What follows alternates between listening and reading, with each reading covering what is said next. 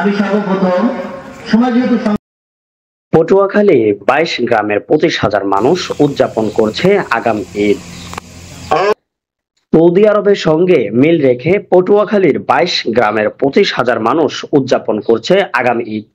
রবিবার সকাল 9:45টায় কলাপাড়ার ধানখালী ইউনিয়নের উত্তর নিশানবাড়িয়া জাহাঙ্গীরিয়া শাহ সুফি মমতাজিয়া দরবার শরীফ মাঠে ঈদ উল ফিতরের প্রধান জামাত অনুষ্ঠিত হয়। এছাড়া জেলার সদর উপজেলার 4 গ্রামে, কলাপাড়া 8 গ্রামে, রাঙাবলীর 2 গ্রামে, গলাচিপার 3 গ্রামে, দুমকির 2 গ্রামে ও বাউফল উপজেলার 3 গ্রামে ঈদের জামাত অনুষ্ঠিত হয়েছে।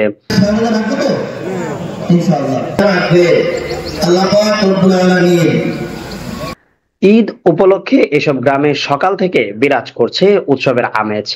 স্থানীয়ভাবে এরা চট্টগ্রামের এলাহাবাদ সুফিয়া ও চানটোপের অনুসারী হিসেবে পরিচিত। প্রায় 100 বছর ধরে সৌদি আরবের সঙ্গে মিল রেখে আগাম ঈদ পালন করে আসছেন তারা। Infinity TV news desk report.